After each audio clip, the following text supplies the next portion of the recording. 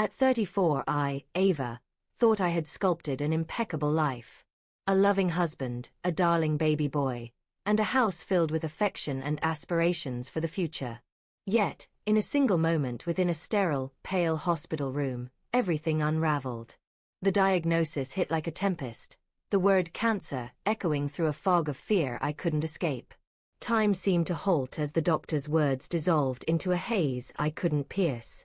The life I'd so meticulously built collapsed in an instant. Confronting my mortality forced me to grapple with questions I'd never dared to voice.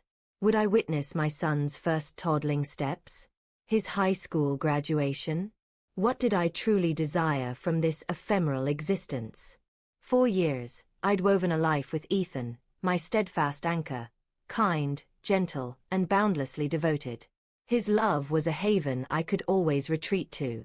But as I pondered, a quiet ache emerged, a longing for something beyond the secure world we'd created together.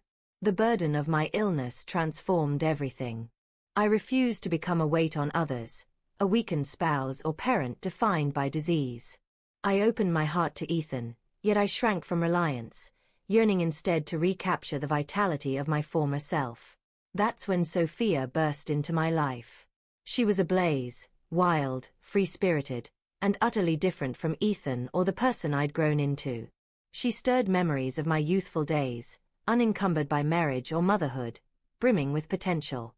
With her, I felt a spark, as if I could still pursue dreams rather than settle for safety. Sophia became my sanctuary, her embrace a shelter from my fears. I knew my choices were self-centered, but in my desperation, I persuaded myself I needed this, a brief chance to feel alive before time ran out. So I chose to leave. I walked away from Ethan, from my son, from the life I'd known, and fled to Sophia. It wasn't that my love for my family had faded. I was simply suffocating under the terror of my mortality, chasing a reprieve I believed would save me. With Sophia, I stepped into a new realm, one that felt like a dream at first. For a fleeting moment, I was weightless, free from the specter of my illness, unshackled from the guilt of abandoning my duties. But that liberation was short-lived. Reality seeped in, heavy and unyielding.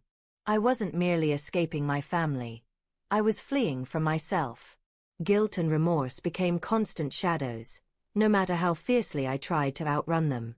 Images of Ethan and my son lingered, their faces haunting the corners of my thoughts. Sophia was compassionate, but she wasn't made for endurance, not for the slow decay of my health. She thrived in the present, while I was acutely aware of my dwindling moments.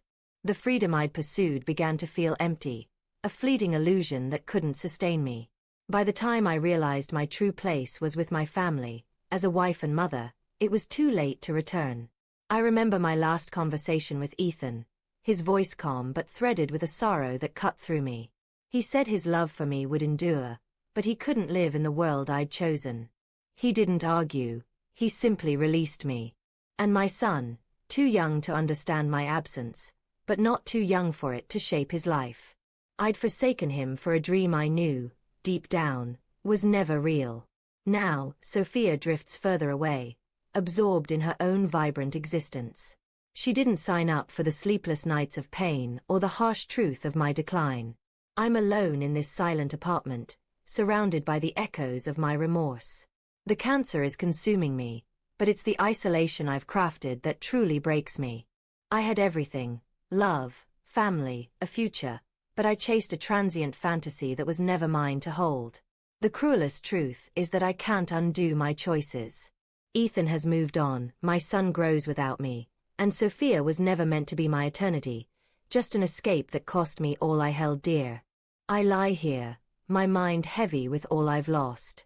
The illness is merciless, but the realization that I let go of what mattered most cuts deeper still. If you've ever made a decision you thought would bring happiness, only to find it shattered you, share your story. Perhaps we can find solace in each other's pain before it's too late. I yearn to turn back time, to choose differently, to be the mother and wife I was destined to be. But now all I have is the burden of my choices, awaiting the end, alone with my regrets, wishing I had stayed.